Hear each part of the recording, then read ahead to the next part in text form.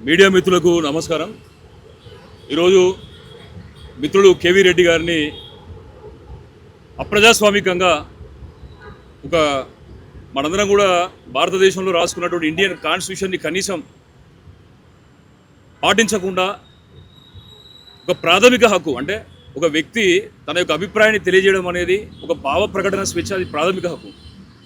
So ఆ విధంగా తన వృత్తిని నిర్వర్తిస్తున్నటువంటి కేవీ రెడ్డి గారిని అమానుషంగా ఏదో లేనటువంటి విషయాల్ని ఆపాదించి ఈ ఆంధ్ర నుండి తెలంగాణకు వచ్చి ఇక్కడ నుండి అబ్డక్ట్ చేయడం కావచ్చు, లేకపోతే వాళ్ళ కుటుంబాన్ని కూడా తీవ్రంగా ఇబ్బంది పెట్టి ఆయనను ఎటువంటి ప్రొసీజరల్ ఫాలోఅప్ లేకుండా, అంటే ఏ వ్యక్తినైనా కూడా భారతదేశంలో అరెస్ట్ చేసే కంటే ముందు కంపల్సరీ సమ్మన్స్ ఇష్యూ చేయాల్సి వస్తుంది. మరి ఆయనను తీసుకొని పోవడానికి ఈ వచ్చినటువంటి పోలీసుల దగ్గర ఉన్నటువంటి ఆధారాలు ఏంటనేది ఇప్పటివరకు బయటికి రావట్లేదు. మరో విషయం ఏంటంటే వచ్చినటువంటి పోలీసులు మఫ్టీలో రావడం అనేది ఏంటంటే చాలా విచిత్రంగా ఉన్నది. మరి వాళ్ళు సిఆర్పిసిలు బిఎన్ఎస్లు ఫాలో అవుతున్నారా, లేకపోతే ఏంటంటే గాలికి వస్తారా ఇక్కడికి అనేది మాత్రం అర్థం కావట్లేదు. అదే తెలంగాణ నుంచి ఏంటంటే ఏది జరిగినా కూడా ఓపిక పడతారు కావచ్చు అనుకుంటున్నారు.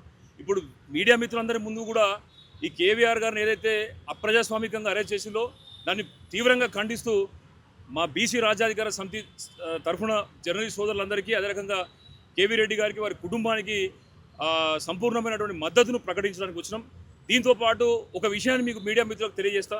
మిత్రులారా, ఒక 33 రోజుల క్రితం మన కోరుట్లకు సంబంధించినటువంటి ఒక విద్యార్థి, హైదరాబాద్లో చదువుతున్నటువంటి ఒక విద్యార్థి అంకం రాహుల్ 33 రోజుల క్రితం తెలంగాణలో మిస్ అయ్యి ఆంధ్రాలోని సింగరాయకొండలో ఒక పాడుపడ్డటువంటి బావి లోపల మృత శవమైతే వెళ్తే ఇప్పటి వరకు తెలంగాణ నుంచి కానీ అటు ఆంధ్రప్రదేశ్ నుంచి కానీ ప్రభుత్వాలు పట్టించుకున్నటువంటి పాపాన పోలేదు. 33 రోజులైనా కూడా ఒక తెలంగాణ బిడ్డ యొక్క శవాన్ని తిరిగి పంపించడానికి ఆంధ్ర ప్రభుత్వానికి మరి మనసు రావట్లేదు. పక్క దేశాలలో ఇరుక్కున్నటువంటి భారతీయులను కూడా తీసుకొచ్చుకునేటువంటి స్థితిలో ఉన్నటువంటి మన దేశానికి ఎంత కర్మ పట్టిందంటే, పక్క రాష్ట్రంలో ఆంధ్రప్రదేశ్లో ఇరుక్కున్నటువంటి అంకం రాహుల్ని తిరిగి మన రాష్ట్రానికి తెచ్చుకోవడానికి ఏంటంటే తల్లిదండ్రులు 33 రోజుల నుంచి వెళ్ళి నిద్ర లేకుండా ఏడుస్తున్నారు.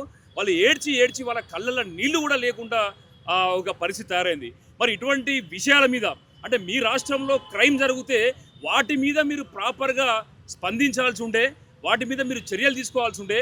అక్కడ ఆయనను చంపినటువంటి వ్యక్తులు ఎవరనేది మీరు ఇప్పటివరకు నిర్ధారించకుండా, తేల్చకుండా, మీరు చేయాల్సిన పని మీరు చేయకుండా, అంటే అయ్యిందేమో అడుగున పెట్టి కాంతి కంచంలో పెట్టినట్టు మీరు మీ రాష్ట్రం లోపల ఏదైతే మా రాష్ట్ర బిడ్డ వచ్చి అక్కడ చనిపోతే అక్కడ ఎటువంటి అంటే దారుణాతి దారుణంగా చంపబడితే దానికి సంబంధించినటువంటి విషయాలను ఇన్వెస్టిగేట్ చేయడం కానీ, ఎవరైతే నిందితున్నారో నిందితులను పట్టుకోవడానికి మీకు చేత కావట్లేదు. కానీ ఇక్కడ తెలంగాణకు వచ్చి మరి మీరు ఇక్కడ ఉన్నటువంటి మా బిడ్డలు ఏంటంటే ఏదో పనికిరానటువంటి రూల్స్, పనికిరానటువంటి సెక్షన్స్తో ఏంటంటే తీసుకుపెట్టే ప్రయత్నం చేస్తారు. మీరు ఏమనుకుంటున్నారంటే ఇక్కడ ఉన్నటువంటి ప్రభుత్వం మీకు సపోర్ట్గా ఉన్నది, మీకు అండగా ఉన్నది, మీకు రెడ్ కార్పెట్ పరిపేసి ఎక్కడి నుంచి ఎవరైనా తీసుకొని పోవడానికి మీకు అవకాశం ఇస్తుందని అనుకుంటారు కావచ్చు. మేము ఒకటే విషయం చెప్తున్నాం, ఇక్కడికి పలుమార్లు వస్తున్నటువంటి పవన్ కళ్యాణ్, నువ్వు అంటావు కదా జగిత్యాల జిల్లా లోపల నేను అంజన్న భక్తుని అంటావు కదా, మరి అదే అంజన్న భక్తుడు మా అంకం రాహుల్ కూడా మరి అదే జిల్లాకు సంబంధించినటువంటి వ్యక్తి మీ రాష్ట్రం లోపల ఇరుక్కొని 33 రోజులు అవుతుంటే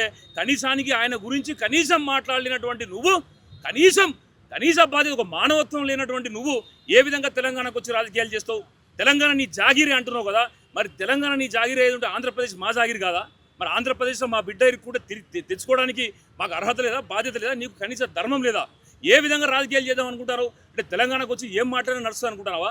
ఇవాళ 33 రోజుల నుంచి వాళ్ళంతా బాధపడుకుంటూ ఇబ్బంది పడుతుంటే కనీసానికి ఆంధ్రప్రదేశ్కి సంబంధించిన ప్రభుత్వం ఒక దిక్కు, తెలంగాణ ప్రభుత్వం కూడా కనీసానికి పట్టించుకోకుండా దాన్ని జాప్యం చేస్తుంటే ఈ నిర్లక్ష్యానికి బాధ్యులు ఎవరని చెప్పేసి మేము అడుగుతున్నాం.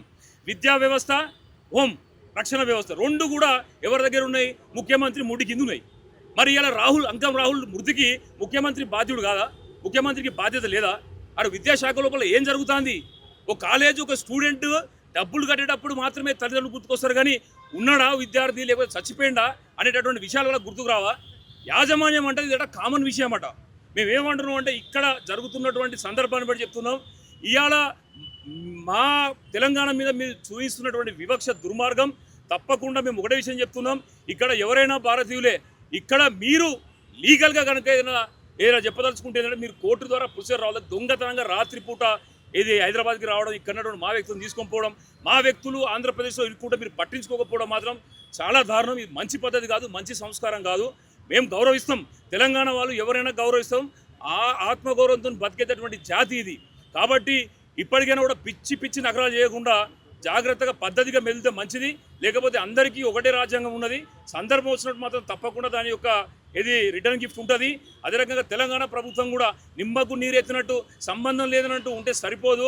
తప్పకుండా చెప్తున్నాం, కోరుటలో ప్రజలంతా రోడ్డు మీదకి వచ్చి 2 గంటలు రోడ్లు దిగ్బంధనం చేస్తే కనీసానికి ఆ జిల్లాలో ఉన్నటువంటి మీ మంత్రి మాట్లాడాడు, మీ ఎంపీ మాట్లాడాడు, మీ ప్రభుత్వం నుంచి ఎవరు మాట్లాడరు. అంటే ప్రజా సమస్యల మీద మీకు పట్టింపు లేదా? ఎంతసేపు మీకు కావాల్సినటువంటి కమిషన్లు, అదే రకంగా కాలేజీల నుంచి రావాల్సిన రాబడేనా? విద్యార్థులు చచ్చిపోతుంటే మీకేం అంటే ఎటువంటి బాధ్యత లేదా? రాష్ట్రంలో 70 లక్షల మంది విద్యార్థులు ఉన్నారు.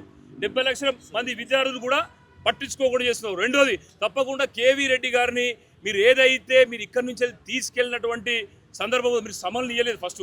రెండో విషయం ఏంటంటే మీరు ఏ కారణంతో ఇక్కడి నుంచి అరెస్ట్ చేసి తీసుకొని పోయిన విషయాన్ని కూడా స్పష్టం చేయలేదు.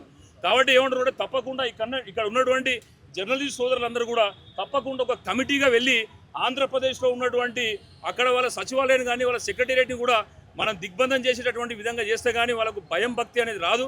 తప్పకుండా ఒక యాక్షన్ ప్లాన్తో ముందుకెళ్దామని తప్పకుండా మేము కూడా పృథ్వీ గారి కానీ అదే రకంగా సోదర జర్నలిస్ట్ అందరూ కూడా మేము అండగా ఉంటామని చెప్పేసి కూడా ఈ సందర్భంగా తెలియజేస్తున్నాం.